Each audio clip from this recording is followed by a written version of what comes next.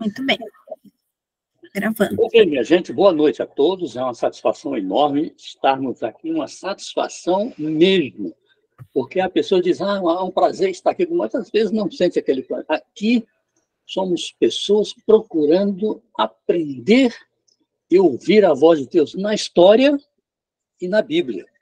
Nós vimos até aqui, estava falando até com o Paulo, nós vimos falando apenas sobre história, e eu notei que estava começando a ficar um pouco cansativo. Assim, nós vamos pegar os fatos históricos e vamos fazer um link com com as escrituras. Ou seja, o que tivermos de história, vamos sempre levar para... Primeiro, vamos fazer um resumo histórico, né? Primeiro capítulo, e depois vamos explicar, vamos comentar as partes bíblicas que o capítulo contém. Está bem? Ora, o capítulo 4, gente, que eu acredito que vocês tenham lido e lido bastante, ele se intitula A Coragem. A coragem aqui, a autora vai se referir à coragem daqueles que eram perseguidos pelo sistema religioso romano durante a Idade Média, ou seja, durante os 1260 dias. Ela vai fazer uma alusão à coragem fundamental aqui dos valdenses, que foram iniciados por Pedro Valdo. Ela não fala aqui sobre os albigenses, ela não fala sobre os huguenotes, né? Ela não fala sobre os nossos irmãos que viviam no norte da Alemanha, que foram perseguidos, nos países escandinavos. Ela se atém apenas aos valdenses. Mas antes, ela vai falar da perseguição da igreja lá na Grã-Bretanha, lá na Inglaterra. Gente, a perseguição da Inglaterra foi cruel, através, primeiro, do Papa Clemente VII, que era o Papa da época do rei Henrique VIII. O rei Henrique VIII era um rei maravilhoso, que a Inglaterra tinha, todos gostavam dele. Por quê? Porque ele foi nomeado pelo Papa Clemente VII como defensor da fé católica na Inglaterra. Ele se orgulhava muito disso, né? Todavia, ele começou a ter problemas com o Papa Clemente VII, porque ele queria se divorciar da sua esposa, chamada Catarina de Aragão, que era filha lá do Carlos V da Espanha. Olha só o problema que ele criou. Ele queria se divorciar da Catarina de Aragão. Então, pediu ao Papa Clemente VII, a quem ele agradava muito com terras, dinheiro, prestígio. Ele agradava muito ao Papa, por isso ele recebeu o título de defensor da Igreja Católica. Aí, Paulo, o que aconteceu? Ele pediu ao Papa para fazer o seu divórcio, autorizar o seu divórcio. Ora, o Papa disse, Henrique, eu não vou poder autorizar o seu divórcio. Gente, ele ficou uma fera com o Papa. Por que você não pode autorizar o divórcio? Ele disse, porque Carlos V, pai de Catarina de Aragão, vai cortar, se eu fizer isso, ele vai cortar as verbas que ele me manda, as terras que ele me dá, tudo que vem da Espanha, eu vou perder. Porque certamente ele vai cortar tudo aquilo que ele dá para a igreja, ele vai cortar se eu autorizar o seu divórcio com Catarina de Aragão. Aí o Henrique VIII ficou muito, muito desesperado, disse, tá bom, então corto a minha relação com o papado. Cortou a relação com o papado, gente. E ele, Henrique VIII, fundou a igreja anglicana no século XVI, em 1534. Ora, ele cortou relações com o Papa e fez, então, criou a sua igreja, em 1500, a igreja anglicana. Ora, na igreja anglicana, ele vai colocar, para até ser mais fácil, vai colocar uma liturgia, Hermínio, uma liturgia católica e uma liturgia protestante. Ele vai unir essas duas liturgias na igreja anglicana para agradar católicos, que a Inglaterra era e é fortemente católica, e para agradar também os protestantes, que Lutero havia recentemente colocado a reforma em 1517. Então, o rei Henrique VIII coloca a liturgia católica e a liturgia protestante na igreja anglicana. Só que há um problema. há um grupo muito forte, depois chamado de puritanos, eles não vão, Severino, concordar com essa liturgia católica, nem com essa liturgia. Alô, Ivan, tudo bom, querido? Não vão concordar nem com a liturgia católica, porque eles eram protestantes. Então, esse grupo não vai concordar. Eles, então, se separam da igreja anglicana e fundam a igreja puritana. A perseguição vai ser de tal ordem para eles que, no início do século XVII, 1620, eles pegam um navio no porto de Plymouth, lá na Inglaterra, e vão para a América do Norte, que já havia sido descoberta por Cristóvão Colombo em 1492. Quando eles chegam lá na América do Norte, eles veem aquela terra imensa e fundam ali as 13 colônias que vão dar início ao grande Estado norte-americano, hoje, que é completamente protestante. Ou seja, eles levam a religião puritana da Inglaterra para a América. E quando eles desembarcam lá no Cape Cod, que é lá em Massachusetts, eles vão dizer o seguinte, gente, olha o que eles vão dizer. Nós vamos fundar aqui um país que não tenha rei e não tenha papa. Então, o lema deles era um país sem rei e um país sem papa. Isso é o que ela conta aqui, logo nos primeiros parágrafos, a perseguição de Henrique VIII aos puritanos que fogem da Inglaterra. E muitos outros fogem. A perseguição que Henrique VIII vai colocar, até mesmo coadjuvado pelo próprio Papa Carlos Clemente VII, muito grande na Inglaterra. Depois ela vai falar aqui sobre a parte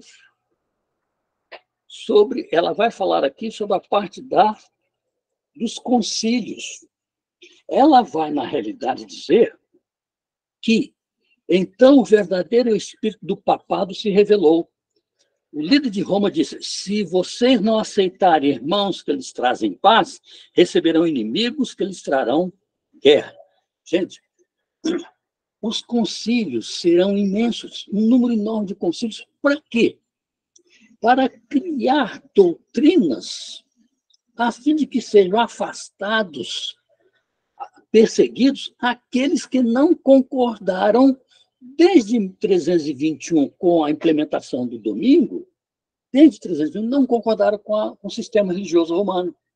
Então, Severino, o que eles vão fazer, o que os papas vão fazer, é uma perseguição ainda maior, já por volta do século IX e do século X. Assim, quando chega no século XII, por volta de 1200 e pouco, nós vamos, então, entrar no que ela chama dos valdenses.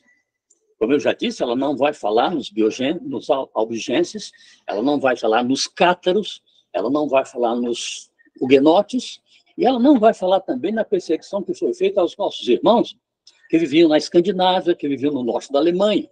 Ela vai se ater aqui aos nossos irmãos que viviam aqui, lá no norte da França, em Lyon, onde surge Pedro Valdo.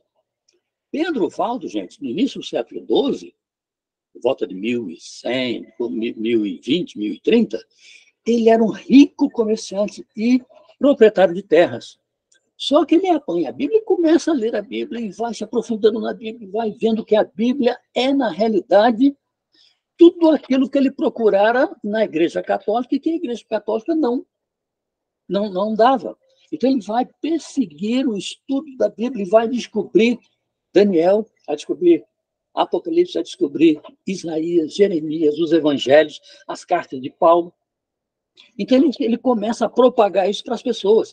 E vão aceitando de tal ordem que a religião de Pedro Valdo, os valdenses, vão se ampliar mais ainda para o norte da França, chega na Inglaterra, vai para a Alemanha, vai para a Itália e vai ainda para os países escandinavos. Ou seja, Pedro Valdo jamais pensou que ele ia ter uma propaganda tão grande daquilo da Bíblia que ele estudava ao longo de pouco tempo.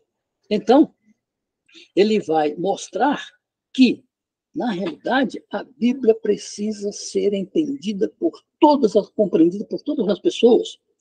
Logo abaixo, ela vai dizer que Pedro Valdo, que surge com essa nova mensagem da igreja em todo o âmbito europeu, aí, quando ele começa a crescer, a sua religião começa a crescer, uma religião cristã, fundamentada, gente, lá no que Cristo falou no primeiro século.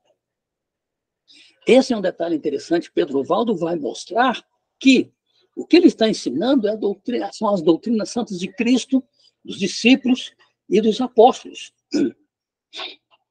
Aí o Pedro Valdo. Então, ele vai mostrar que ele está de acordo com a doutrina de Cristo lá no primeiro século. E, com isso, a igreja vai ficar violenta contra ele. Vai ser muita violência, porque ele vai pregar a doutrina santa contra as doutrinas romanas. Logo aqui embaixo, ele vai pregar sobre o sábado, vai pregar sobre a salvação, vai pregar sobre o batismo, vai pregar... Enfim, todas as doutrinas que Cristo havia dito vão ser pregadas contra as falsas doutrinas, que vamos ver daqui a pouquinho, que Roma estava decretando dentro dos concílios que ocorrem. Ora, nós temos o concílio 325, 364, 381, 431, 451 e 553, além dos concílios de 1230 e 1545, o concílio de Trento, de onde vão surgir aí uma nova fase para a Inquisição. Portanto, gente, Pedro Valdo vai elaborar um programa imenso de pregação do Evangelho, mas ele vai, na realidade, ser perseguido. Quando ele começa a ser perseguido pelo clero, aí não vai se cumprir Apocalipse 12:6, vai dizer a igreja foge. Para onde, gente? Para o deserto, para os rochedos, para as cavernas, para as montanhas. É justamente isso que a igreja vai passar ao longo de 1260 anos, visto que isso começa em 538, mas na época de Pedro Valdo já é no século XII. Então já é cumprimento dessa profecia. A igreja, então, vai lá para o alto dos montes. Ora, sabendo que eles não têm como enfrentar a perseguição, eles vão para as montanhas. Agora, o trabalho deles é grandioso, gente, porque eles vão visitar todas as províncias, todas as pequenas cidades, perto das rochas onde estão, para evangelizar. E levam a Bíblia escondida nas suas vestimentas. Levam ali a Bíblia nos seus vestimentos, a fim de poder comentar a Bíblia com as pessoas. A coisa que mais eles prezavam era comentar a Bíblia com as pessoas. E aí, dentro desses daí, nós vamos ter que ele condena a igreja católica como sendo a igreja apóstata. Vamos falar daqui a pouquinho sobre isso. Ora, Satanás havia incitado os sacerdotes e bispos romanos a enterrar a palavra da verdade debaixo de uma pilha de erros e suspeições. Satanás dera o seu poder, o seu trono e a sua autoridade, lá em Apocalipse 13:2 nos diz isso, à besta. Vou repetir isso, Satanás tinha dado à besta seu poder, seu trono e sua autoridade. Ou seja, o sistema religioso romano estava sendo direcionado pelo inimigo para perseguir aqueles que não estavam seguindo aquilo que Constantino decretara lá em 321, o domingo. Constantino, como nós sabemos, ele encerrou as perseguições em 313, mas quando ele cria o domingo como dia de guarda em 321, tudo aquilo remonta, tudo aquilo volta. E as perseguições vêm de tal ordem que vão deixar aqueles que praticam o desencontro com as religiões humanas vão totalmente estar realmente perseguidos. Ora, no final, Pedro Valdo é excomungado pelo Papa Lúcio I. Ele é excomungado em uma excomungação naquela época, era uma coisa muito séria. A pessoa tinha que ficar completamente afastada da igreja, além de ser perseguida por todo o clero. Todo o clero perseguia essa pessoa. Não só Pedro Valdo, mas todos aqueles que seguiam essa igreja foram excomungados. Excomungados, já, o próximo passo seria a fogueira. Vejam que, em 1230, o Papa Gregório IX vai decretar, vocês se lembram, o início da Inquisição do Santo Ofício, que é a Inquisição que vai exterminar milhares de nossos irmãos, ou na fogueira, ou nas arenas, ou sendo mortos à espada. Ou seja, há uma perseguição intensa sobre isso aí. Então, minha gente, agora nós vamos passar para as partes. Antes de passarmos, nós temos aqui as cruzadas, lá na página 36. As cruzadas foram movimentos que subiam as montanhas, iam para as rochas, para os rochedos, procurar os nossos irmãos que ainda eram fiéis à Bíblia. E, naturalmente, levá-los cativos para os centros, os grandes centros urbanos, para serem mortos. Agora nós iremos entrar na parte bíblica desse capítulo. Nós tivemos agora uma parte histórica, em 10 minutinhos fizemos isso. Agora a gente vai entrar, gente, no âmbito da parte bíblica do capítulo, que eu acho ainda mais importante. Nós já falamos sobre os concílios, né? Então, agora nós vamos falar, lá na página 32, gente, aparece o primeiro parágrafo. Diz assim, ó, então o verdadeiro espírito do papado se revelou. O líder de Roma disse, se não aceitarem irmãos que lhes trazem paz, receberão inimigos que lhes trarão a guerra. Ora, que guerra será essa? É a guerra da perseguição. Nós vamos ver aqui as doutrinas que foram elaboradas, gente, contra o povo que não seguia a igreja, o sistema religioso romano. Eu fiz aqui uma lista, vou ler para vocês e comentar biblicamente isso aqui. A primeira grande doutrina falsa que foi elaborada pelos concílios de Roma foi a imortalidade da alma. Gente, nós sabemos que o homem foi criado, como diz lá em Gênesis 2:7, por Deus. Isso é que Pedro Valdo e Wycliffe, no próximo capítulo, vão ensinar. O homem foi criado por Deus, criado assim no boneco, e Deus soprou nele o espírito de vida. Ou seja, esse espírito de vida é quando ele vive. E quando o homem vive, Deus diz o seguinte, gente, e o homem se tornou uma alma vivente. Ou seja, o que Pedro Valdo dizia e pregava, e que todos aceitaram, é que o homem havia se tornado uma alma vivente. Deus não disse o homem tinha uma alma vivente, teve uma alma vivente. O homem passou a ser uma alma vivente. Portanto, gente, quando o homem morre, se o homem é uma alma vivente, se nós somos uma alma vivente, você é uma alma vivente, quando o homem morre, quando o espírito, o fôlego de vida sai da pessoa, a pessoa morre, então a alma é que morre, a pessoa é a alma. Eu sou uma alma, todos nós somos uma alma. Isso significa o seguinte, que quando Deus tira o espírito, o fôlego de vida que é o espírito, que volta para Deus, de acordo com o que está escrito na Eclesiastes 12:7, o espírito volta para Deus. Para Deus retornar esse espírito quando da primeira ressurreição. O que o sistema religioso romano prega é que a alma não morre. O que as igrejas normalmente evangélicas pregam é que a alma não morre. Ou seja, Satanás está de tal ordem impregnando isso nas pessoas que a alma fica... É uma coisa tremenda.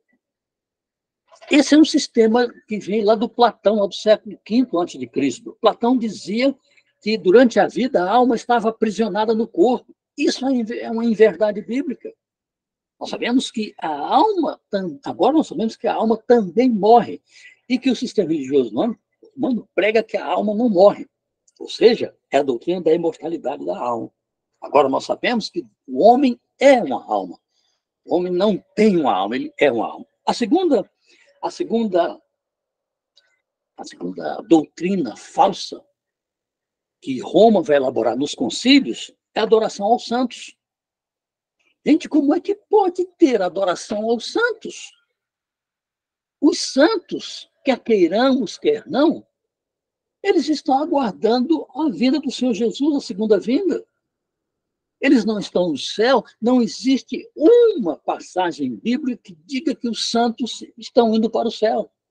Foi recentemente canonificada a irmã Dulce. Vocês acham que ela está no céu? Não.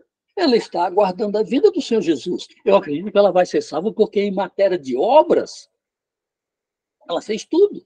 Porque a igreja, o sistema religioso romano, prega que a salvação é pelas obras. Nós cremos que a salvação, lá em Gálatas 2:8, nos diz que a salvação é pela graça, por intermédio da fé que temos no sacrifício de Cristo. Então, gente, nós sabemos como isso pode ver.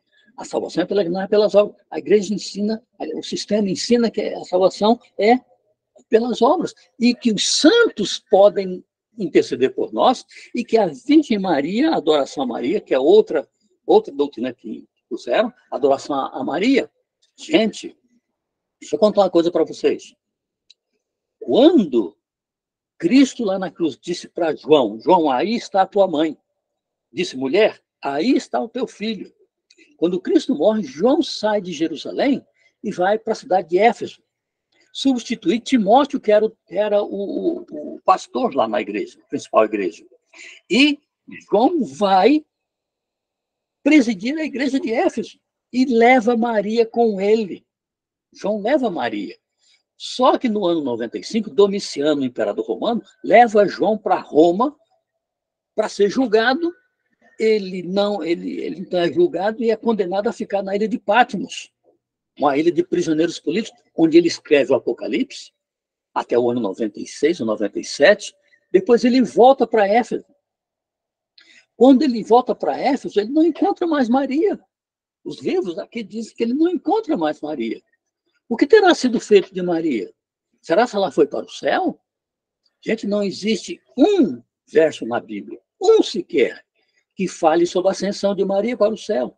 Não existe nenhuma comprovação bíblica que Maria está no céu, ou que Maria pode interceder por nós, somos os pecadores. Isso não é bíblico. Nós acreditamos que o único meio de intercessão no céu é Cristo. 1 Timóteo 2:5, nosso único intercessor é Cristo Jesus junto a Deus Pai. Não os santos, não Maria. Essas foram as três primeiras. Agora temos o tormento eterno. Gente, não existe tormento eterno. Os nossos irmãos católicos acreditam que a alma vai queimar eternamente. Isso seria uma injustiça por parte de Deus. Como é que Deus vai deixar que uma pessoa queime eternamente? Vendo a cidade de Sodoma e Gomorra que Deus destruiu, ela não está queimando até hoje, e as pessoas também não estão sendo queimadas até hoje. Ora, isso quer dizer que quando Cristo vier a terceira vez, na segunda vez, gente, na segunda vinda de Cristo, ele vai lançar no lago de fogo e enxofre, Apocalipse 19:20, vai lançar o falso profeta, que é o sistema religioso protestante norte-americano, e vai lançar no fogo lá no enxofre a besta, que é o sistema religioso romano. Portanto, esses dois serão destruídos na segunda vinda de Cristo. Depois passamos o milênio, e na terceira vinda de Cristo, aí é que Satanás será finalmente destruído também, sendo jogado no lago de fogo, onde já estavam o falso profeta e norte-americano, e também a besta, que é o sistema religioso romano. Outra doutrina falsa. que Valdo era contra, os valdenses eram contra isso aqui, e Wycliffe, daqui a pouco, vai ser também contra essas doutrinas. A santidade do domingo, gente. Nós sabemos que o domingo foi introduzido por Constantino no ano 321. Ele havia liberto os cristãos da escravidão em 313, deu aos cristãos a liberdade de culto, deu aos cristãos, devolveu suas terras, seu dinheiro e a sua dignidade. Mas em 321, o próprio Constantino decreta a guarda do domingo.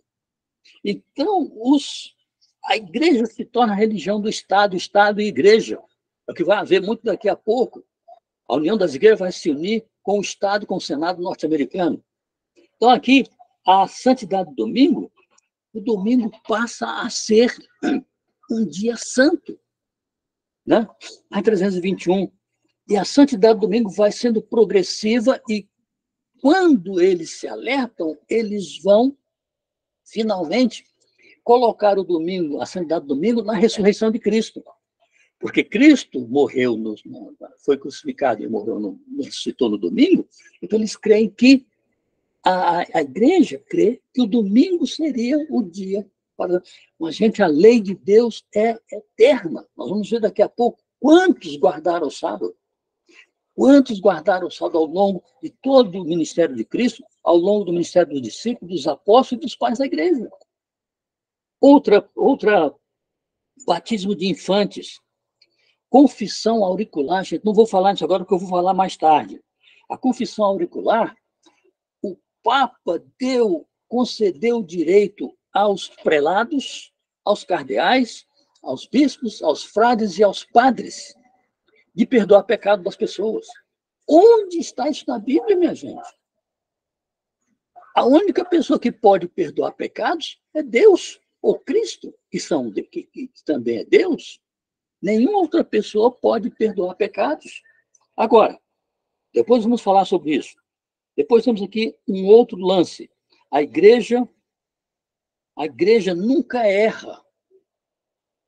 O Papa Gregório IX disse que a igreja nunca erra, é infalível. E que ele é o representante de Deus na Terra. Gente, quem é o representante de Deus na Terra? É o Espírito Santo.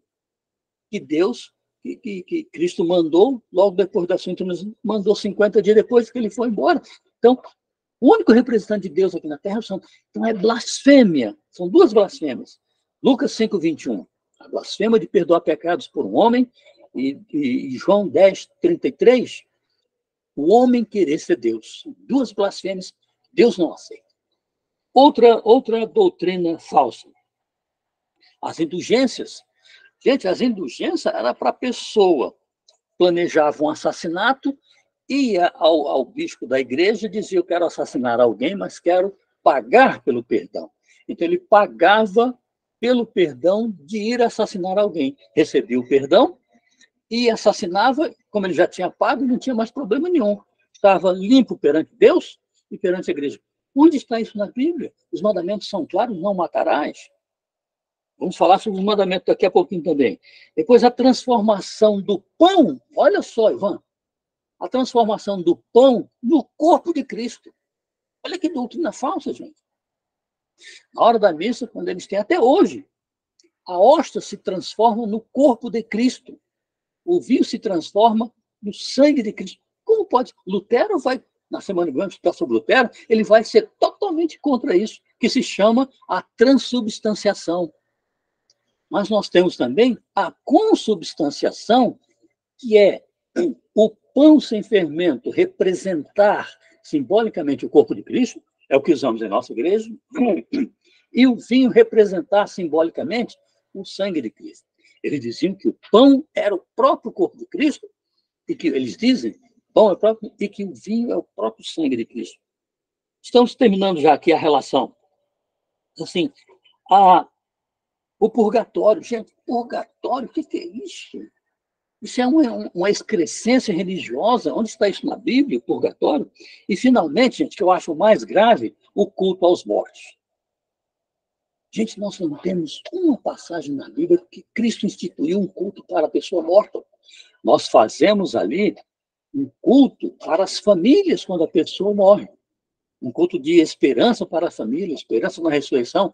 Mas 7 dias depois, fazer um culto pelo morto, 30 dias depois, fazer um culto pelo morto, 60 dias. Isso não é bíblico. Isto é doutrina falsa do sistema religioso romano e os valdenses não seguiam isso. Agora, mais 2 partezinhas aqui sobre, né, a coragem. A lei de Deus, gente. Na página 32, no 5º parágrafo, gente, é muita coisa que a gente tem que ver, mas eu peço aí. No 5º parágrafo, vai falar sobre o sábado. Diz assim, ó, cercados por erros disseminados, muitos dentre o povo verdadeiro de Deus ficaram confusos. Mas eles guardavam o sábado. Ora, nós temos mais de uma centena de passagens na Bíblia que mostram que o sábado é o dia do Senhor. E não temos uma passagem na Bíblia dizendo que o domingo é o dia do Senhor. Então, como é que podemos explicar isso? Agora vejamos aqui. Eu gostaria até de ler rapidamente para vocês. Não vou ler para não demorar muito. Jesus guardava o sábado, Lucas 4,16, Lucas 4,31, Marcos 1,21. As mulheres e a Virgem Maria também guardaram o sábado, Lucas 23, 24, 54, 56. Paulo guardou o sábado, Atos 17, 2. O sábado foi feito para o homem, Marcos 2, 27. Jesus é Senhor do sábado, Marcos 2, 28.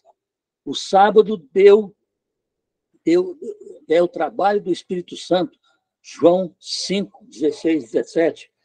Deus deu o sábado, Ezequiel 20, 12, que esse eu gostaria de ler. Ezequiel 20, 12, já está aqui na minha mão. Diz assim, ó, olha o que Ezequiel diz sobre o sábado, gente. Ele dizendo que Deus está dizendo.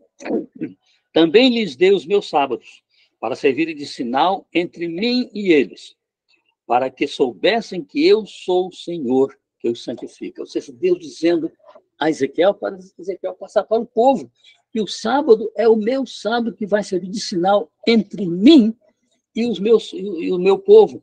Também temos no mesmo capítulo 20, no verso 20, santificai os meus sábados, pois servirão de sinal entre mim e vós, para que saibais que eu sou o Senhor vosso Deus. Gente, tudo isso Pedro Valdo vai pregar, os valdenses vão pregar, não só nas montanhas, nas rochas, fugindo das cidades por 12 séculos, mas também para os seus filhos, para os pastores de suas igrejas.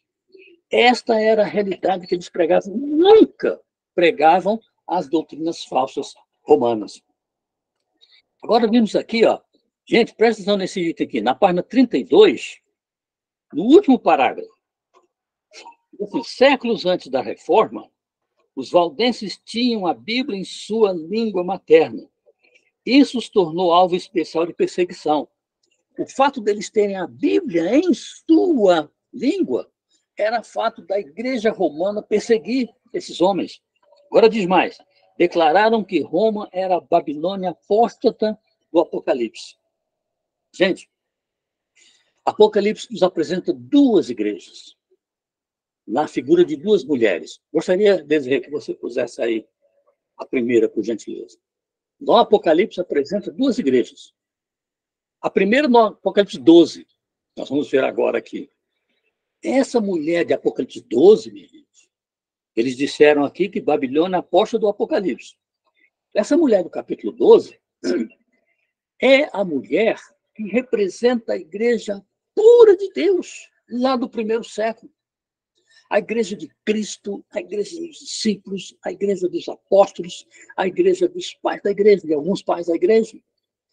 Ela é representada na cor branca por causa da sua pureza. Ela tem uma coroa com 12 estrelas, representando as 12 tribos de Israel, representando os 12 apóstolos. Ela é fiel à lei de Deus. Agora vejam lá no fundo que existe um dragão lá. Está um pouco embaçado, existe um dragão. Esse dragão é o próprio Satanás que está aguardando o nascimento dessa igreja que está grávida.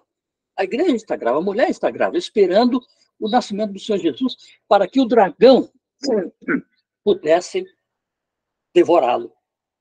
É quando os magos não voltam para informar a Herodes Jesus, onde Jesus havia nascido, ele então manda matar as crianças de 2 anos para baixo, lá no Egito. Lá em Jerusalém. Então, eles tiveram que fugir com Jesus para o Egito. Então, essa mulher representa a mulher pura, a mulher lá do período de 31 a 100, que nós estudamos, a mulher que representa a igreja avançando, a igreja triunfante, com um sermão de Pedro de 3.000 pessoas, depois eles avançam para 5.000 pessoas, depois saem de 2 em 2, a igreja alcança uma projeção enorme e vai ser perseguida primeiro pela própria igreja dos judeus e depois pelas autoridades dos imperadores romanos. Portanto, essa é a primeira igreja que faz. Agora, a igreja que eles se referem, como aqui no texto, declararam que Roma era a Babilônia apóstata do Apocalipse. É a segunda igreja. Essa igreja é chamada em Apocalipse 17 da grande meretriz.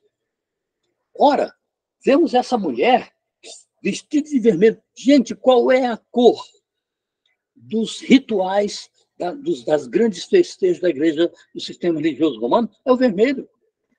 Existe na Capela Sistina, que nós falamos aqui, uma capela que só se entram lá quando para eleger um novo Papa, em detrimento, em virtude da morte do Papa antigo. A igreja Sistina só se entra lá, viu, Severino? Para se eleger o Papa. E tudo lá é de tapetes vermelhos. A própria veste dos cardeais são vermelhas. Né? Tudo na igreja romana, basicamente, é da cor vermelha. Então, o Apocalipse diz que ela tem uma vestimenta vermelha, no 17. E vermelho representa a cor do pecado, representa o próprio pecado. E essa mulher, essa igreja, é uma igreja que vem para destruir o povo de Deus. É uma igreja apóstata, como Pedro Valdo havia dito, uma igreja apóstata. Ela vem para destruir, ela vem para enganar, vem para colocar falsas doutrinas e vem principalmente para ser contra o poder de Deus na Terra. Ela carrega uma taça de ouro, que é representado do amor, mas dentro da taça está cheia de vinho.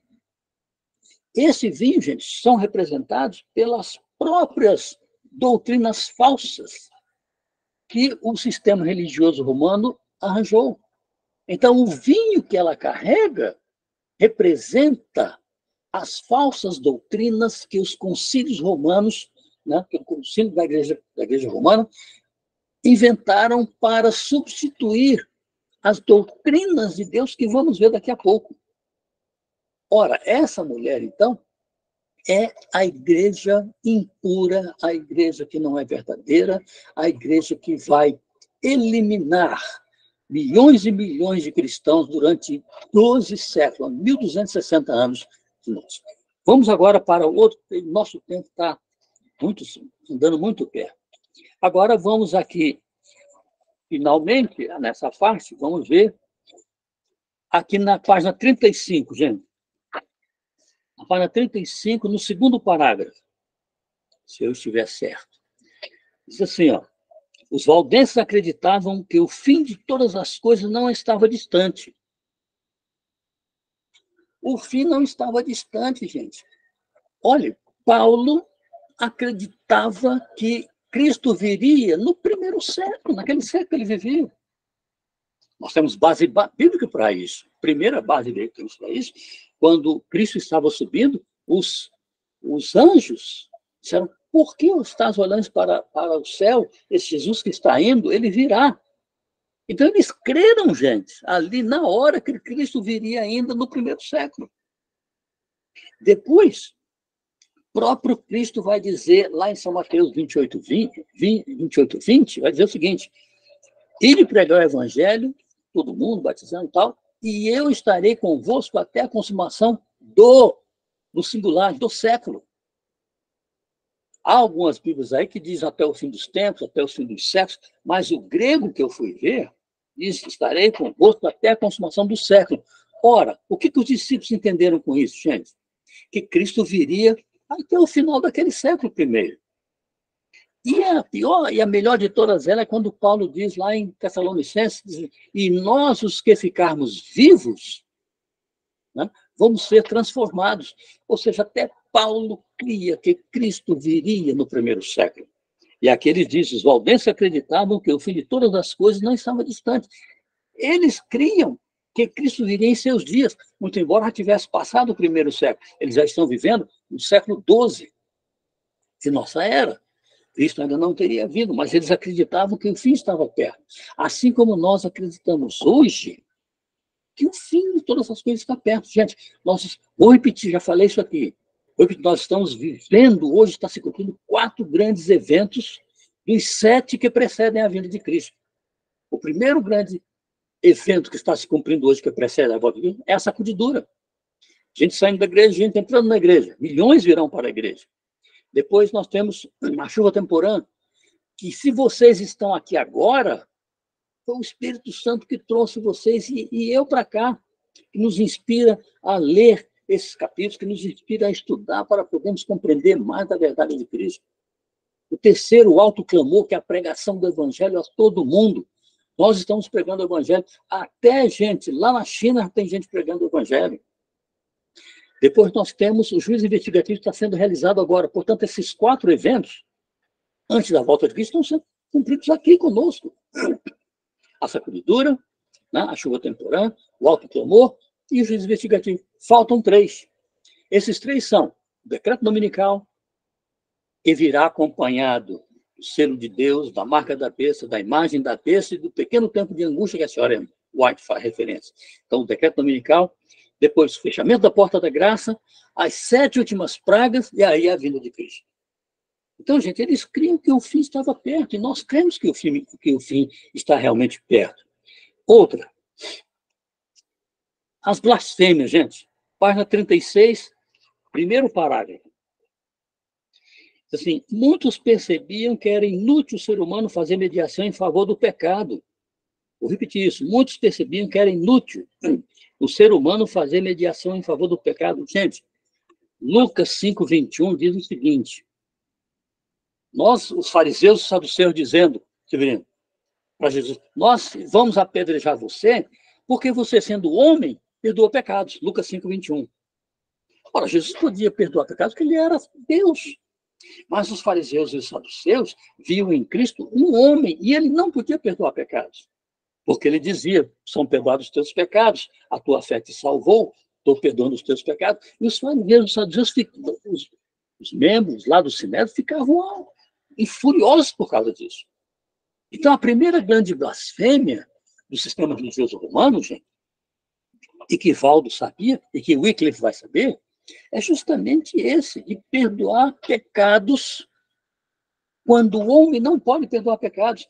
Ou seja, o Papa, o chefe do sistema religioso romano, deu ao padre, ao frade, ao bispo, ao prelado, ao cardeal e a ele próprio o direito de perdoar pecados. Onde já se viu isso na Bíblia? 1 Timóteo 2,5 nos diz que somente Cristo é o nosso intercessor e pode perdoar pecado. Na realidade, ele até vai ao Pai primeiro, quando nós passamos pelo sistema de justificação pela fé, nós então reconhecemos o pecado, nós confessamos o pecado, nos arrependemos do pecado e tentamos abandonar o pecado. Quando isso acontece, quando vamos dormir na nossa oração, Cristo sai do seu lugar, vai ao trono do Pai e diz, Pai, eu morri por ele. Está nos livros do Deserto das Nações. Eu morri por ele. Perdoa, Senhor. E Deus dá o perdão. Isso não é para o homem fazer, porque isso é considerado blasfêmia. Segundo a blasfêmia, João 10:33. Sabe o que está escrito lá, gente? Está escrito que Jesus dizia que ele era Deus e os saduceus e os fariseus ficaram furiosos. Nossa, ele é Deus? Então eu gostaria até de ler João 10:33, já está aqui, já marquei aqui. João 10:33 diz assim, ó. Responderam-lhe os judeus, não é por obra boa que te apedrejamos, e sim por causa das blasfêmias, sendo tu um homem, te fazes Deus a ti mesmo. Ou seja, o homem não pode dizer que é Deus.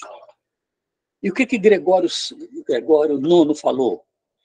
A igreja não erra, a igreja é infalível. Eu sou o representante de Deus na terra, eu sou o juiz de Deus na terra. Blasfêmia, irmão. Está aqui escrito em João 10:33.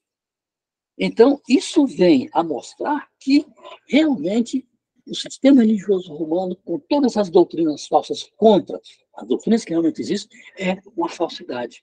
Gente, agora vamos rapidinho, são 8 horas, para... Onde que eu deixei? Para Wycliffe. Gente, que homem maravilhoso foi esse tal de Wycliffe. Um cara de Deus, um homem de Deus.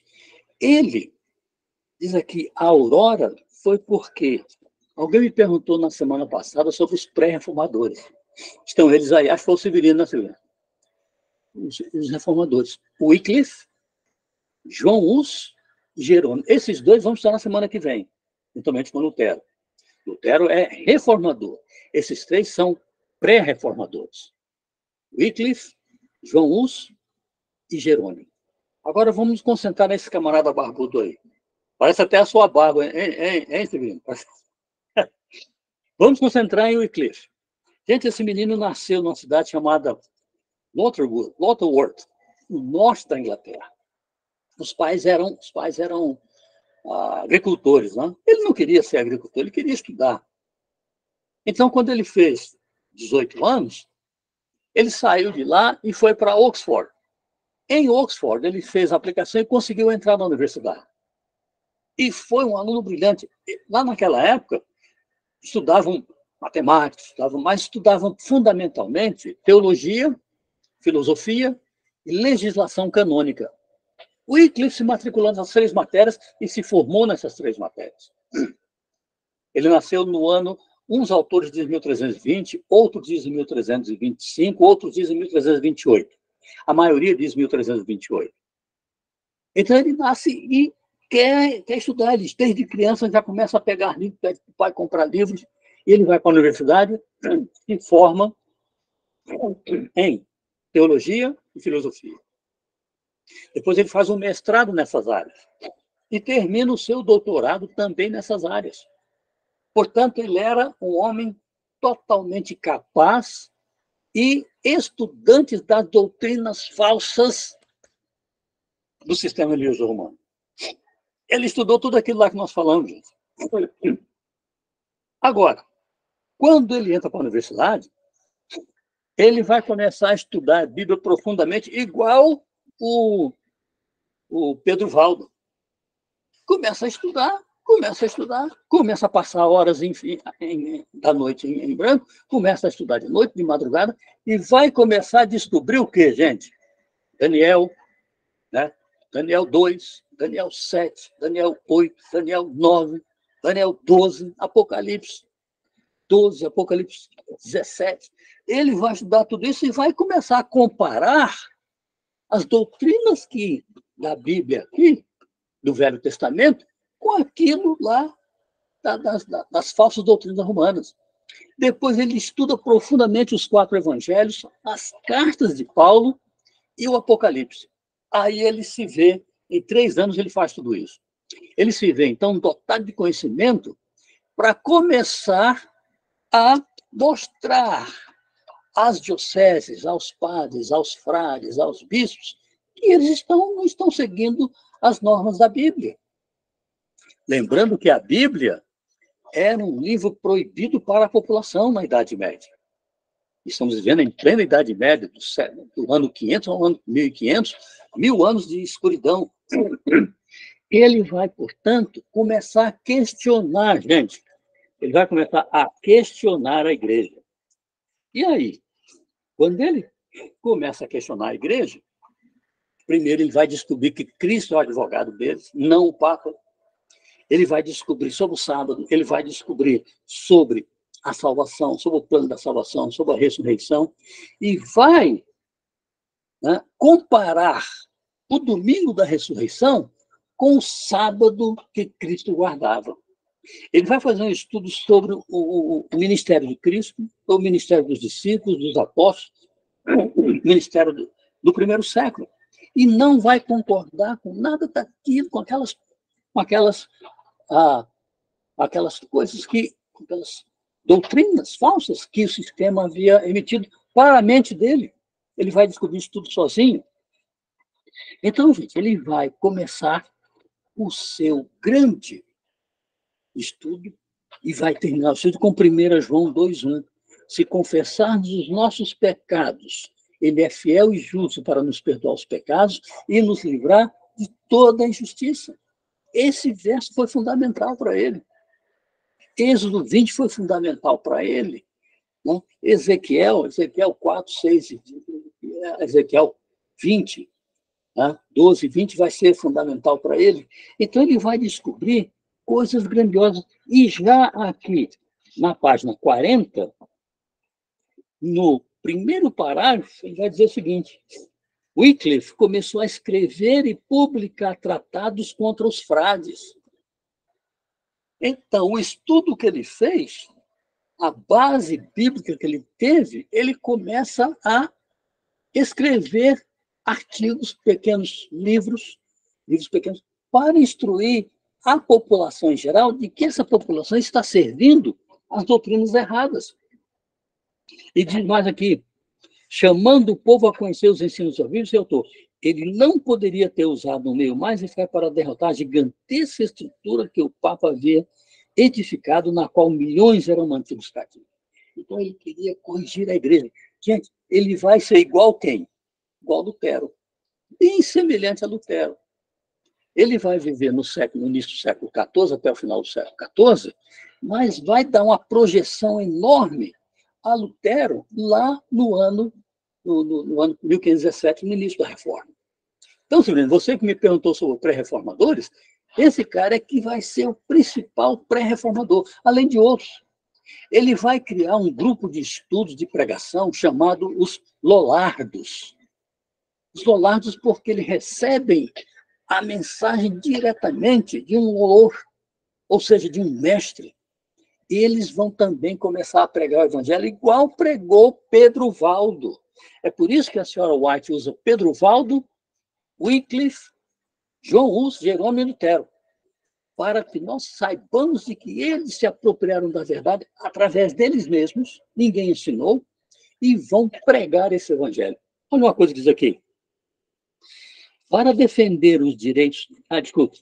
Wycliffe começou a escrever. Então, ele vai escrever contra... Gente, sabe o que o Wycliffe vai fazer, Severino? Hein, Paulão? Ele vai simplesmente... Viu, Hermínio? Ele vai... Quantas teses o Lutero escreveu? 95. Esse cara também vai escrever 18 teses contra o sistema religioso romano. Agora eu vou ler aqui para vocês as teses que ele escreveu. Olha que homem louco, estava procurando a morte. Olha só, Ivan. As 18 teses, eu não coloquei tudo, coloquei apenas umas 7 ou 8. Primeiro,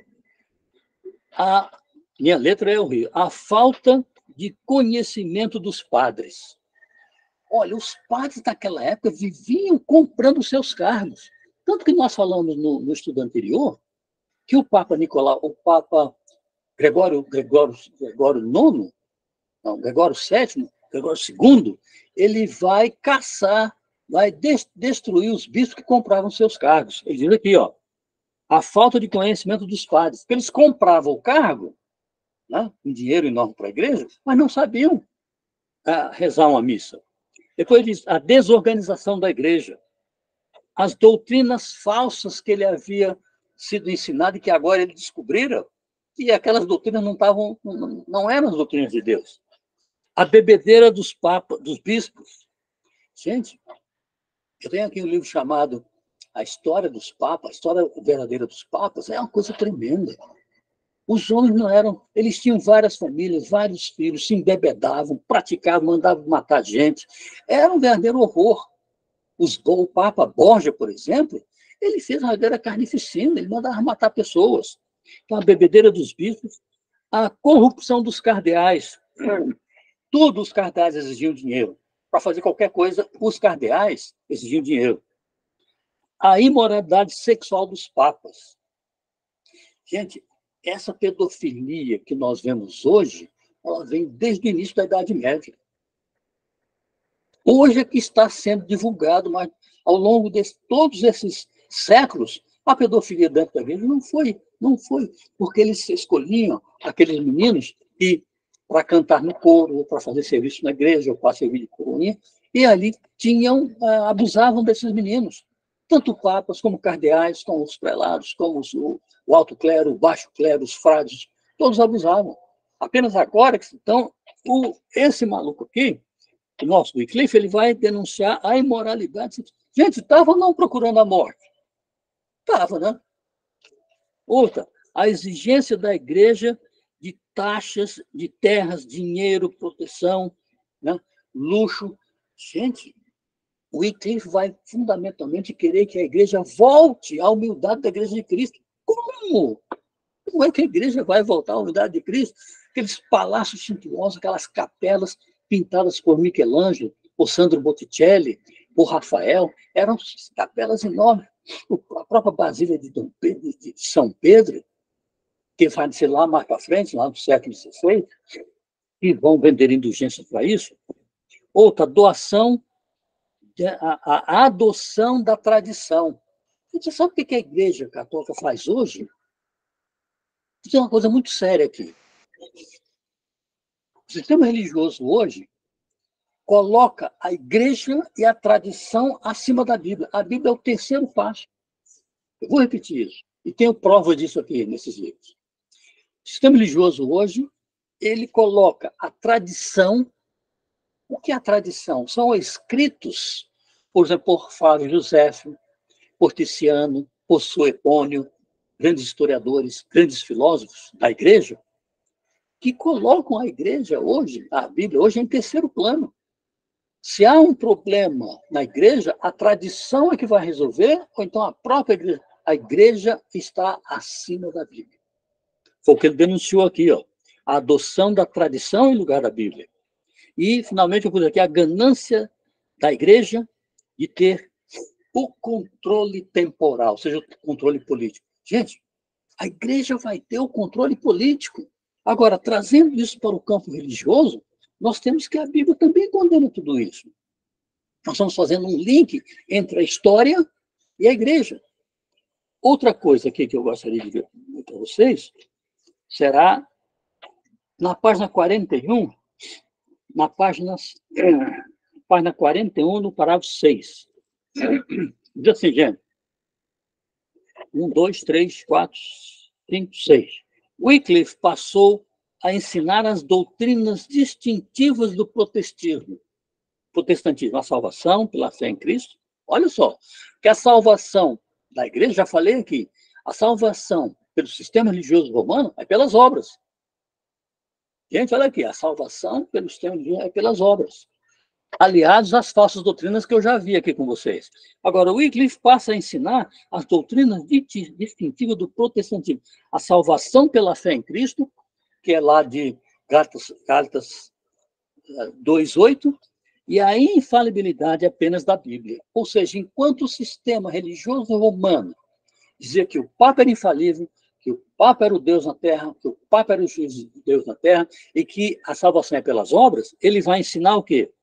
Que as doutrinas distintivas do protestantismo, a salvação pela fé em Cristo, a infalibilidade da Bíblia, quase metade do povo inglês aceitou a nova fé.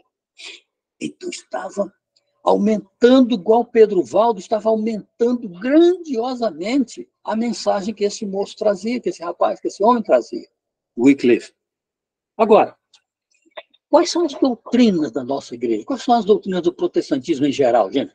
Vou ler aqui para vocês. Eu tenho um livreto aqui que eu aconselho que vocês tenham, se chama Nisto Cremos. Logo na primeira página, tem aqui as doutrinas do protestantismo em modo geral e também da Igreja Adventista. Vou ler para vocês quais são. São 6 núcleos de doutrinas. Nós temos 6 núcleos de doutrinas. E temos 28 pontos fundamentais de doutrina. Vou ler os 6 núcleos. Primeiro núcleo, a doutrina de Deus. Então, a doutrina do protestantismo que Wycliffe vai ensinar, primeiro é a doutrina de Deus. que nós ensinamos também. Primeiro, a doutrina do homem, que ele ensinou, Valdo ensinou, e nós ensinamos também. A doutrina da salvação, o terceiro núcleo, ele ensinou, Valdo ensinou, e nós também. A doutrina da igreja, eles ensinaram, e nós também. A doutrina da vida cristã e a doutrina dos últimos dias. Portanto, são 6 núcleos de doutrina que o Wycliffe vai ensinar para as pessoas. E que nós temos hoje aqui, em nossas mãos. A doutrina de Deus inclui a Escritura Sagrada, a Trindade, Deus Pai, Deus Filho e Deus Espírito Santo. E assim são 28 pontos fundamentais da igreja que nós temos. Ou seja, o Wycliffe alertou a população para as doutrinas da igreja em detrimento da doutrina do protestantismo, em detrimento da doutrina do sistema religioso romano, que foram aquelas que nós vimos. Então, gente, é muito sério. O que ele estava procurando fazer era corrigir a igreja, o mesmo que Lutero vai fazer semana que vem. Nós vamos estudar. Wycliffe estava apenas tentando corrigir os erros da igreja. E quando ele coloca essas 18 teses lá, a igreja vai ser completamente contra ele.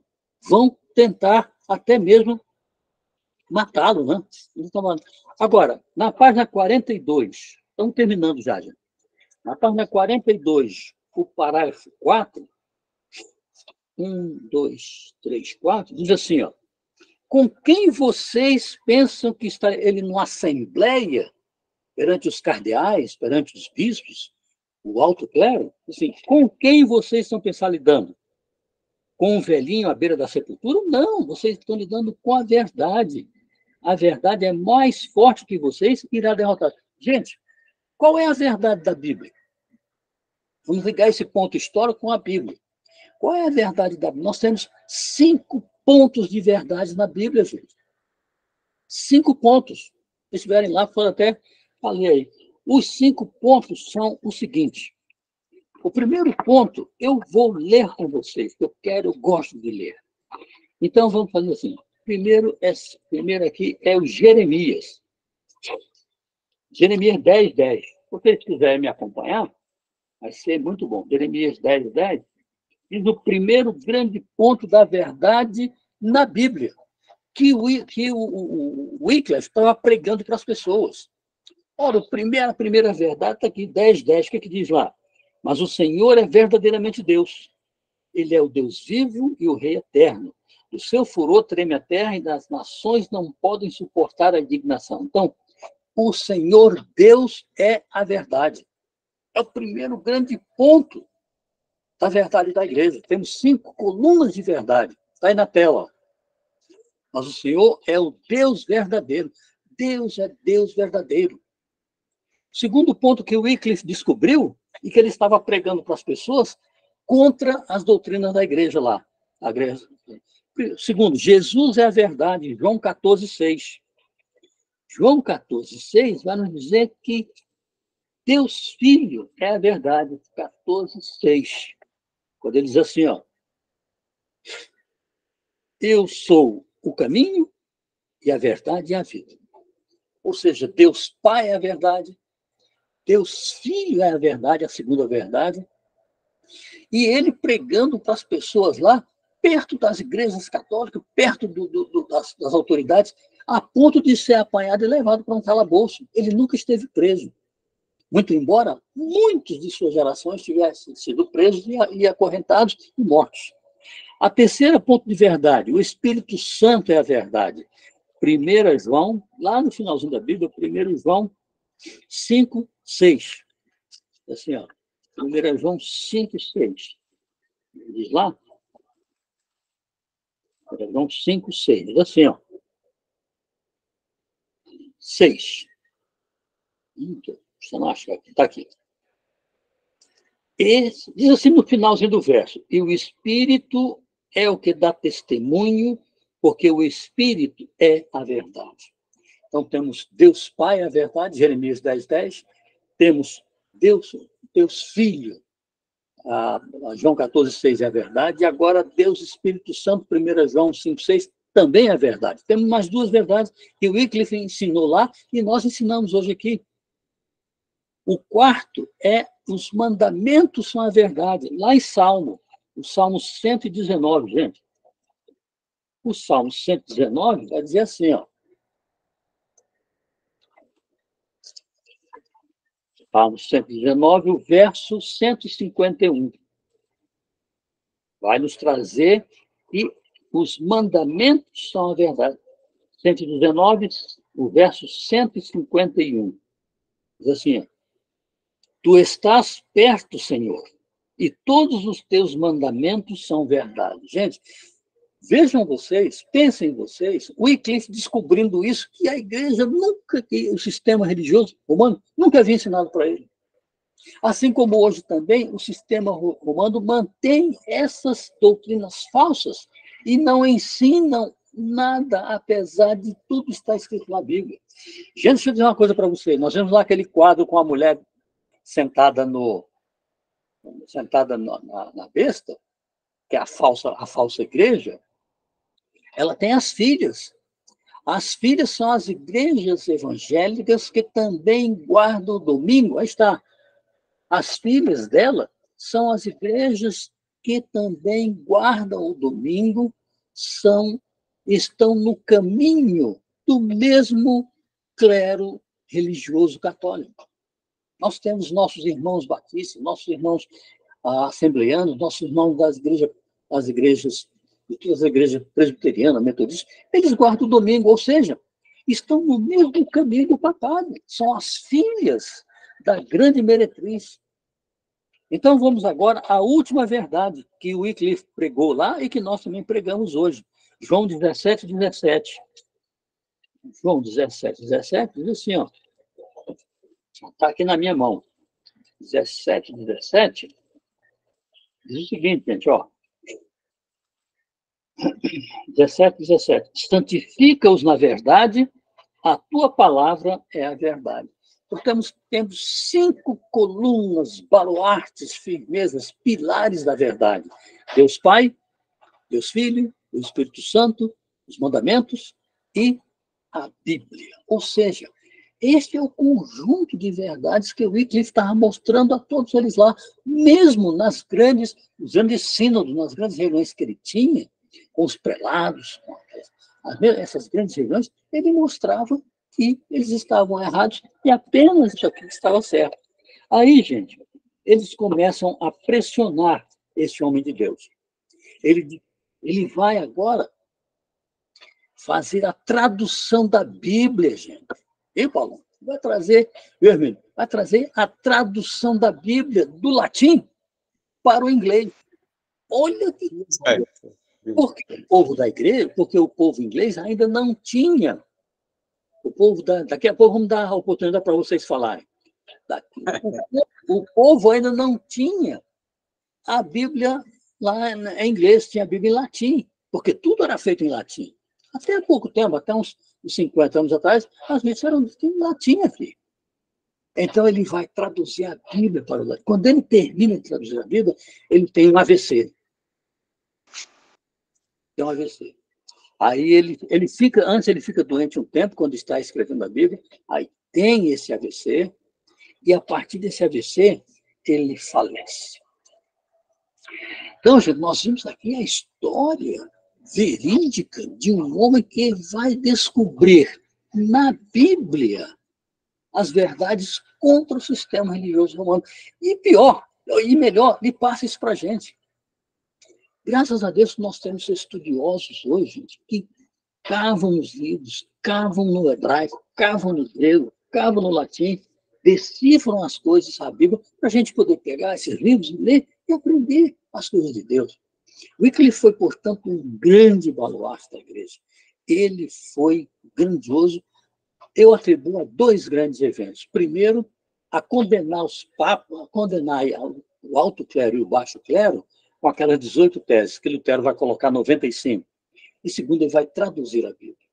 Gente, ocorre um fato muito estranho na vida do Wycliffe, depois de morto. Pois é, ocorre uma coisa, gente, depois de morto, 40 anos depois de morto, sabe o que a igreja faz? tira, exuma os ossos dele. Naquela época, eles conservavam os ossos com uma tecnologia especial, tiram os ossos dele, né? Penduram numa estaca e queimam, botam na fogueira os ossos de Wycliffe. Veja como era o ódio contra aqueles que estudavam a Bíblia. Gente, a grande verdade é que esse ódio vai voltar. Muito em breve nós teremos um decreto.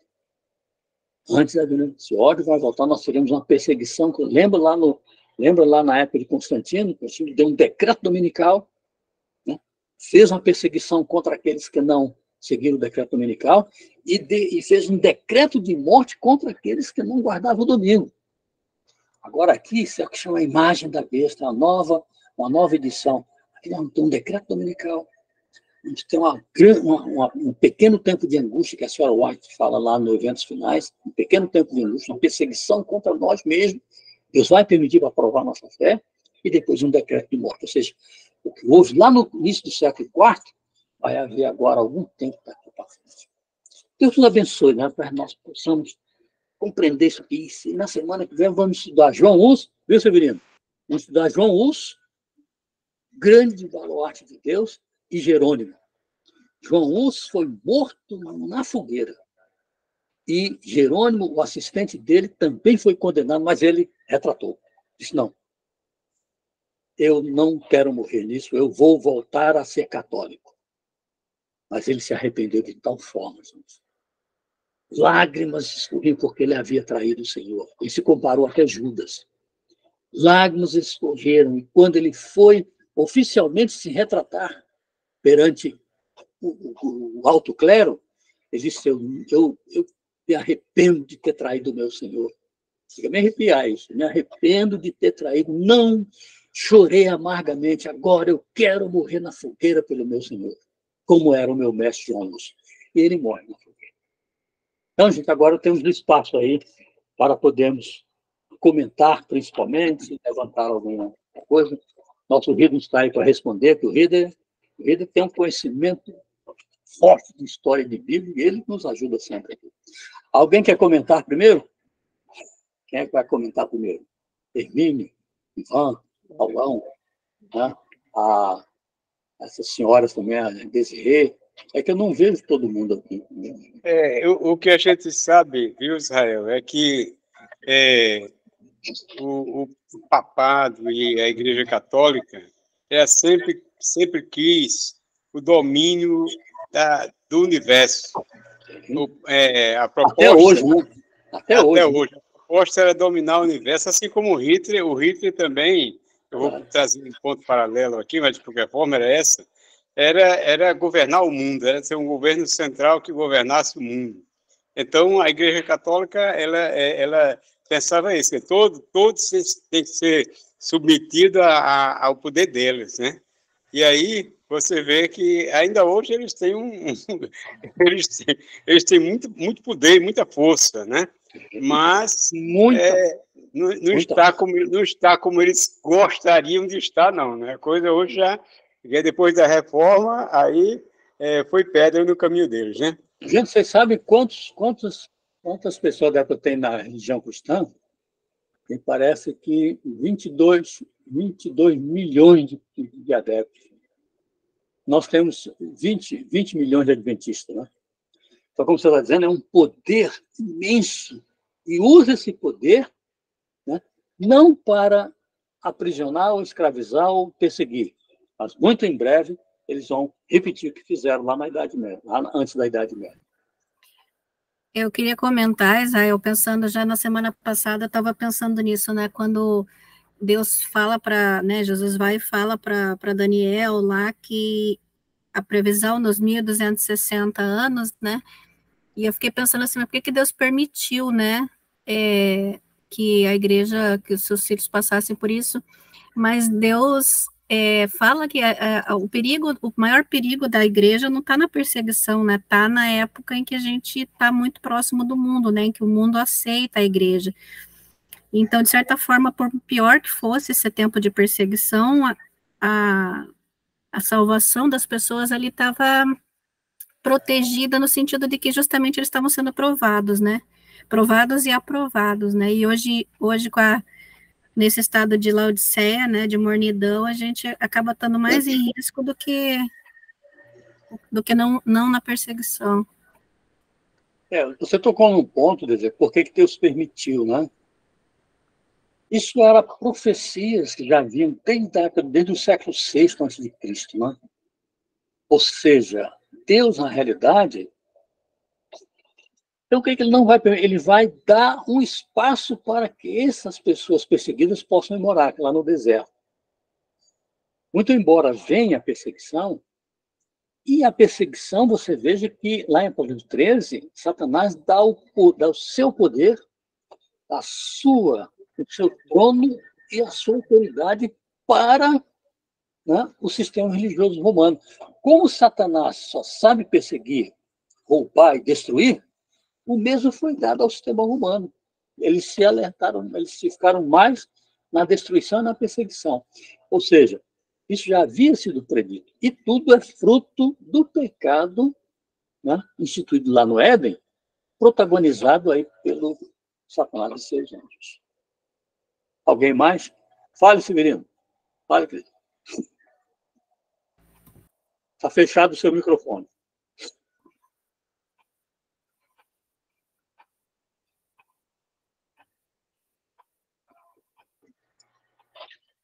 Tem que abrir seu microfone. Ainda não está. Acho que é o primeiro botão aí que tem o microfoninho. O primeiro botão tem o microfonezinho, você abre. Toca nele que ele abre. Não sei no celular, se não... Aí. Então, eu queria saber o seguinte, porque diz assim, as igrejas valdenses se assemelhavam do período apostólico, rejeitando a supremacia de papas e bispos, e ensinavam que a Bíblia é a única autoridade infalível. Seus pastores, diferentemente dos padres autoritários de Roma, alimentavam o rebanho de Deus, conduzindo-os aos verdes pastos e fontes vivas de sua santa palavra. Tá. A pergunta, a igreja valdense ainda existe? E por que não é muito divulgada? Existe. Tem pastores, tem igrejas, principalmente na França e na Inglaterra. Mas outra coisa, se assemelha... Se você puser igrejas valdenses no celular, vai te mostrar onde eles estão, quantos eles são, os pastores. Você pode ver isso depois lá. Fale a outra. Ei, Israel, mas se assemelha, a nossa doutrina? Não, eles têm uma doutrina semelhante a nós, não é igual, é semelhante à doutrina protestante. Pelo que eu vi, eles acabaram aceitando o domingo. Depois de muitos séculos, eles acabaram aceitando. Infelizmente. Eles também, infelizmente, fizeram aquele trabalho tão grandioso no século XII, mas seguem aí a grande meretriz, né, em termos de domingo. Pegou o Ridley aqui para me ajudar. Grande Ridley. Obrigado. Viu, Silvio? Então, eles existem, tem pastores, tem as igrejas. Os nossos pastores, de quando em quando, visitam lá, né, os templos deles, e são bem harmoniosos na igreja, só que fazem parte do domingo. Né? Fala, Ridley. Pode falar, Ridley. Tá ok, Severino? Valeu aí? Tá sem microfone, Ridley. Boa noite aí para vocês. Eu cheguei atrasado porque eu fui levar a Daliane para atender uma emergência lá no consultório lá, e aí ela agarrou lá na emergência lá. Mas eu cheguei, ainda peguei aí muita história boa aí. Deixa essa questão aí, Bill, e da Igreja dos Valdenses, é a mesma questão daquele dia que a gente comentou que foi com o Mateus, sobre a luz do sábado. A questão de Pedro Valdo, né, que os valdenses vêm de Pedro Valdo, é que a verdade presente para aquele momento, a verdade a ser restaurada naquele momento, era aquela luz que eles receberam naquele momento. As igrejas protestantes, todas depois de Lutero, nenhuma delas tem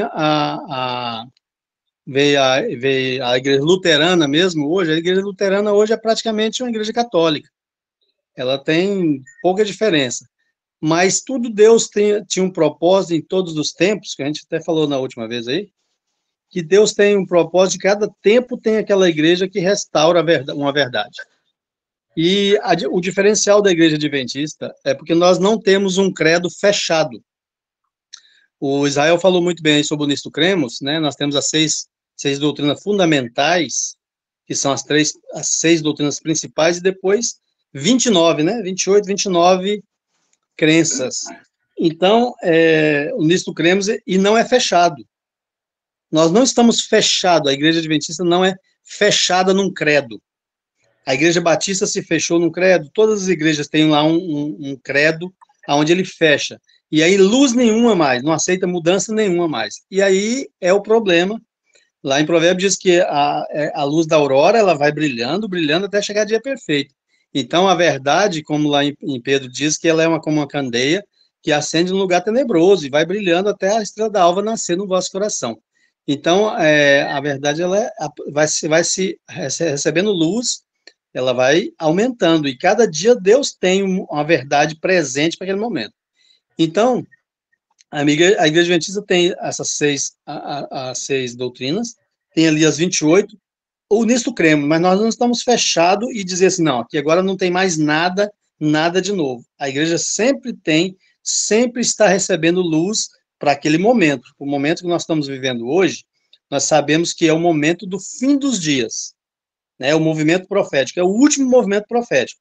Mas não quer dizer que não receberá nenhuma luz. Deus não tem nenhuma luz para dar mais. A gente está cada dia mais à espera para que o momento certo, tudo aquilo, igual quando chega assim, quando fala muito da sacudidura, aí tem irmãos que antecipam, outros que não aceitam. Então, tem que vai se chegando num consenso direitinho, e Deus, no tempo certo, na plenitude dos tempos, Deus vai revelando toda a tua verdade completa para aquele momento. Então, não se pode fechar a igreja valdense, os valdenses, né? Elas são pouquíssimas, mas estão presas dentro de uma doutrina, e aí, inclusive, a luz do sábado não chegou a eles. Não era o que deu o propósito de Deus a eles, não era o sábado ser revelado na época de Pedro Valdo, né? Então, aí quando a gente acha assim, não, mas essa igreja, ela não guarda o sábado, então ela está perdida. Nós sabemos muito bem, Israel já disse isso aí, depois mais para frente vai o desenrolar do livro, vai mostrar que quando se tornar o selo, quando as pessoas foram seladas, sim, mas antes que se são seladas, tem o alto clamor, onde a mensagem vai ser derramada com muito poder e muita glória, que é o anjo que iluminou toda a terra. Então, a gente tem que entender, eu me frustrei muito, às vezes, pensava assim, minha avó, a primeira igreja que ela foi metodista, depois ela foi igreja batista, e a minha avó nunca guardou o sábado, e eu pensava assim, meu Deus, como é que a minha avó vai se perder? Mas ela nunca teve, não recebeu a luz sobre a questão do sábado. Não, ela não... Lá em Atos 17:30, diz, Deus perdoa o tempo da ignorância, né? Exatamente, isso a justiça de Deus é essa, é porque ele não vai te cobrar nada daquilo que você não sabia. Agora, nós estamos vivendo nos tempos onde que nós temos uma responsabilidade, junto com esse privilégio, nós temos uma responsabilidade, e a mensagem presente para esse tempo é o julgamento de Deus, Apocalipse 14, 6, 7 e diante. Então, o julgamento, quando você fala julgamento, não tem como, a lei de Deus está revelada. O sábado é o ponto central da lei de Deus, que é o selo de Deus, é ali onde mostra, né, vai falar mais para frente tudo sobre a importância do sábado. Nós não guardamos o sábado apenas por mandamento, mas é porque é o selo de Deus, o Espírito Santo vai nos selar, porque aí a adoração, lá mesmo diz, adorai aquele que fez os céus, a terra, o mar e as fontes das águas. É onde o grande conflito se faz, é adoração. Por isso que tem muitas especulações sobre o negócio de marca da besta, aquele negócio. Então, é muito melhor quando a gente estudar. Todo mundo quer saber sobre a marca da besta, mas ninguém quer ser marcado por ela. Então, é melhor saber a marca de Deus, né? Porque todo mundo quer ser selado com a marca de Deus. Aí, do momento que ele descobre o que é a marca de Deus, automaticamente você vai descobrir o que é a marca da besta. Porque eu não quero descobrir uma coisa que eu não quero para mim. Então, eu quero aprender aquela que eu quero ser selada. Então, você vai ver que a adoração é o ponto principal de todo o grande conflito, é a adoração. e aí vai ver o selamento. Aí, do momento desse selamento, aí sim, com todo o entendimento que eles que não foram selados na sua fronte, vai ser selado pela mão, Satanás, né? Vai selar pela mão, porque ele não vai ter ali o entendimento, mas ele vai agir. Então, mas os de Deus, todos os filhos de Deus serão selados na fronte. Então, aí sim, aí é o momento aonde que, lá em Malaquias diz, chega o momento aonde Deus vai separar aquele que serve a Deus e o que não serve. Né? Aquele que adora a Deus verdadeiro, o adorai, aquele que fez os céus, a terra, o mar e as fontes das águas. Só achamos esse Deus que fez no quarto mandamento. De todos os 10, o único que identifica o Deus daqueles mandamentos é o quarto. Então, aí sim, esse povo que está em todas as igrejas, no Espiritismo, em todos os lugares, eles ouvirão a voz do pastor e sairão, e seguirão a voz do verdadeiro pastor. Agora, o instrumento, os anjos que vão levar essa mensagem somos nós. O anjo que foi voando pelo meio do céu, somos nós, que vão levar essa mensagem do temer a Deus e da glória, sai dela, povo meu, porque você percebe que o Apocalipse 18 diz, sai dela, povo meu, que é dela onde? Da Babilônia. Da Babilônia e suas filhas. Então, vai sair de lá. E quem vai sair de lá? Nós aqui, acho que a maioria aqui saiu de lá, do meio da Babilônia e das suas filhas. Então, são muitos. A igreja invisível é muito maior do que a visível. Então, nós temos que lutar para que nós saímos. Nós hoje estamos na igreja militante, estamos militando, mas nós fazemos de tudo para poder participar da igreja triunfante. Essa é a que vai subir e morar eternamente, onde Deus preparou o lugar. Então, hoje o que nós temos que fazer é falar, testemunhar. Quem convence e quem sela é o Espírito Santo. Ele que vai fazer o trabalho e ele sabe fazer perfeitamente. Como uma das colunas da verdade, ele é a verdade e ele vai impressionar, ele vai selar os filhos de Deus na testa, né? Da Apocalipse 7 vai falando sobre isso. E aí nós vamos, com o selo de Deus, e aí já tem o selo da a marca, né? O selo da besta, que é desse poder, esse poder que contradiz a palavra de Deus, e aí as pessoas conscientemente vão adorar a besta, como está lá em Apocalipse 13. Né? Quando a gente chegar sobre Apocalipse 13, que pegar mesmo, a gente vai ver, todos aqueles que não estão escritos no livro da vida do Cordeiro, adorá-lo-ão a besta. Porque não está escrito no livro da vida, está fora, então não tem, é selado para perdição.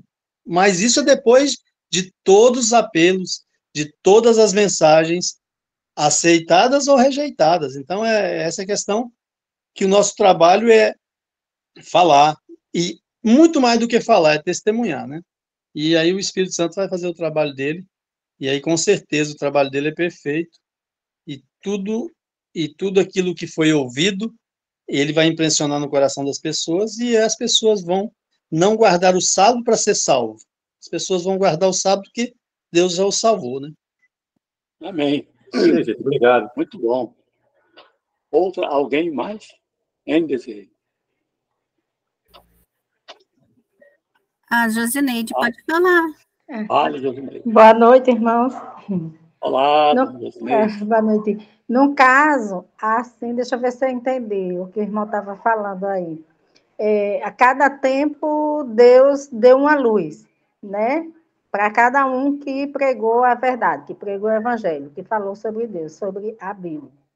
Então, nesse tempo, no nosso tempo agora, é o sábado, a luz a qual Deus está dando, mostrando, é o sábado.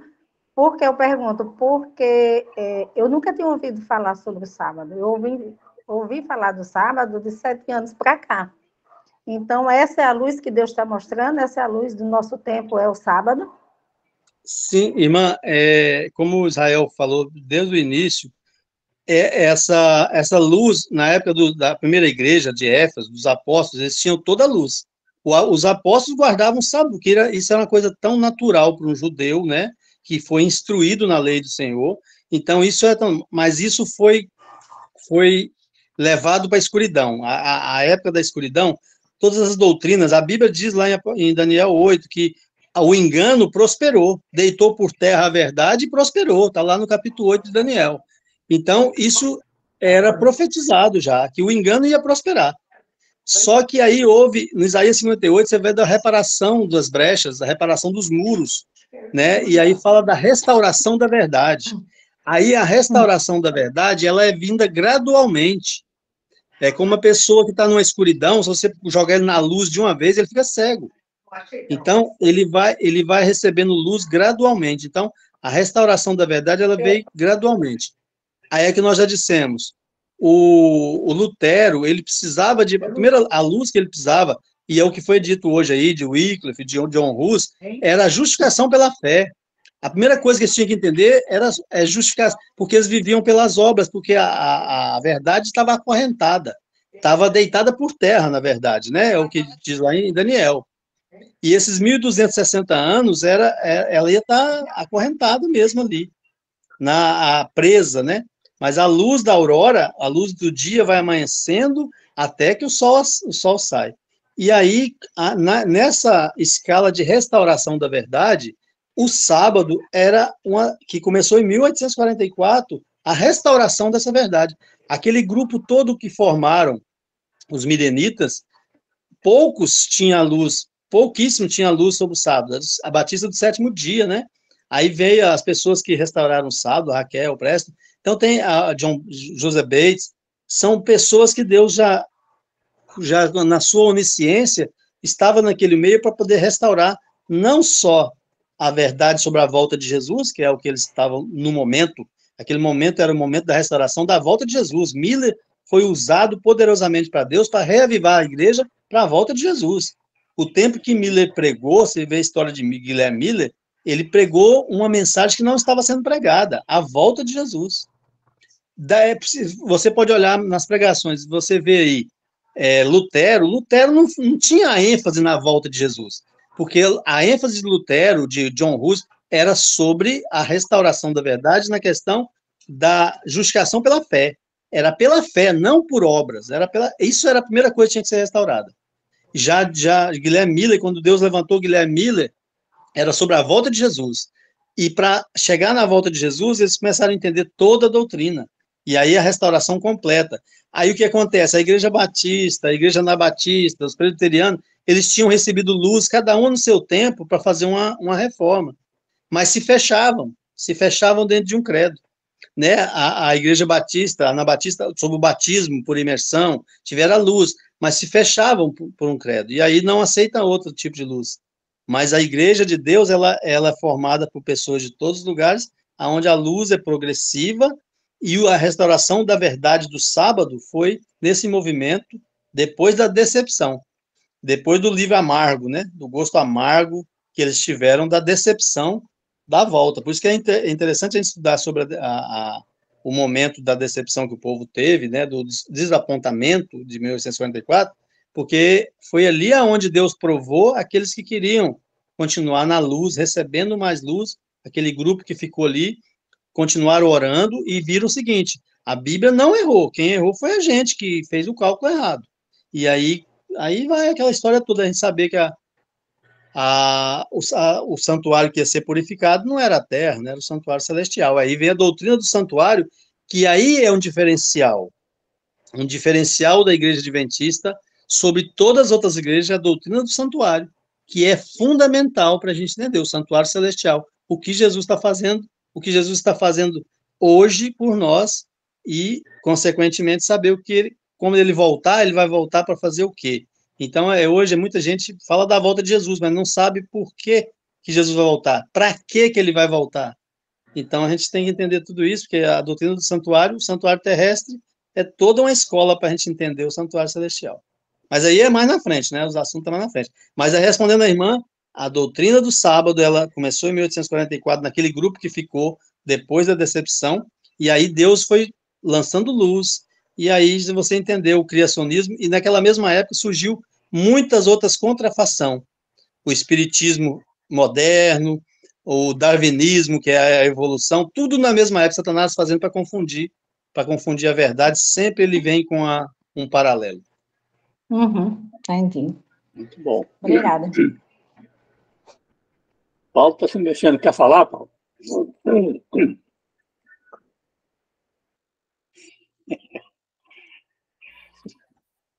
Vai, Desirê. Pode falar, quem quiser falar. Não tem ninguém. Não levantou a mãozinha. Muito bom. Desirê, eu queria ver com você. Eu fui lendo o livro aqui e fui marcando aqui os pontos que foram me chamando a atenção, eu fui marcando. Mas por coincidência ou não sei, o nosso irmão Israel falou de todos eles. Tudo que eu marquei aqui, o irmão falou. Então, assim. Então eu já entendi tudo. Tá certo. O que você queria, Israel? Não dá para a gente ver todo mundo aqui no Google Meet, né? Porque no Zoom dá para a gente ver, né? Todo mundo, não dá? Fica bem pequenininho. Eu não Depois sei, eu vou tentar descobrir isso. Eu acho que não cabe. Chat com todos. Será que é isso aqui? O chat com todos aparece os nomes de todo mundo. Ah, não. É o que as pessoas escreveram. Exatamente. Você passa para o lado assim, você consegue ver. Do lado como? Puxa. Ou para o lado ou para cima, assim, empurrando com o dedo. Ou para o lado ou para cima. Você consegue ver a tela. Mas a partir de onde que eu puxo, Via? Você tá no computador ou no celular, Israel? No computador. Não, no computador não passa, não. Não aparece, não. Só aparece... Deve ter uma setinha do lado aí que você clica nela. Uma setinha que vai para frente e para trás. No celular, né? Não, no computador acho que tem uma setinha aí. Na semana que vem, gente, vamos estudar sobre João Hus e Jerônimo. Na outra, vamos estudar sobre Lutero. Vamos ter ainda uns capítulos aí de história, né? Mas nós vamos sempre tentar ligar a Bíblia com a história, para não ficar somente história, coisa muito monótona. Oi, Rael. Oi, quem está falando? Eu quem? Fala, Paulão. Tem aqui do lado que você vai falar. Do seu lado. Ele sabe muito de Bíblia, mas ele é tímido, sabe? Não, mas não vou falar isso, não. Eu sou mais de ouvir. Agora, veja bem, do lado direito da sua tela, tem 4 ícones. Tem um I, tem duas cabecinhas. Isso. Então, essas 2 cabecinhas aí, ele vai mostrar todo mundo. Pode clicar nele? Pode clicar nele, ele vai mostrar todo mundo. Aqui do lado, né? É verdade. Parece uma lista, né? Não dá para ver a imagem das pessoas, mas... não dá para ver a imagem, mas aparece quem está. Muito bom, Paulo. Então, resolveu o problema aqui. E a gente, vamos orar, né? Vamos orar, porque hoje, realmente, a gente, né, realizou coisas maravilhosas aqui do Senhor, né? E na semana que vem, também já estaremos aqui. Quando acabar essa parte histórica, a gente vai se deter só mesmo em conceitos bíblicos, aí vai ficar bem mais interessante. Vamos orar? Quem gostaria de orar? Ora com a gente aí, Severino.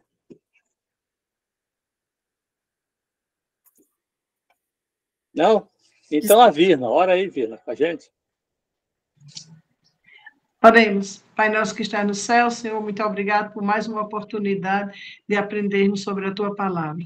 Amém. Senhor, que possamos deixar que o Teu Espírito trabalhe em nosso coração e possamos fazer a Tua vontade. Em nome de Jesus é o que nós te pedimos e te agradecemos. Amém. Amém. Amém. Obrigado por todos estarem aí conosco, né? E terça-feira estaremos de volta aí. Daqui a pouco eu vou começar a separar os rios. Valeu, Rita. Obrigado por tudo aí, pelas explanações. Até terça, pessoal, em nome de Jesus. Grande abraço a todos. Tchau. Tchau, boa noite, pessoal. Tchau. Muito bom.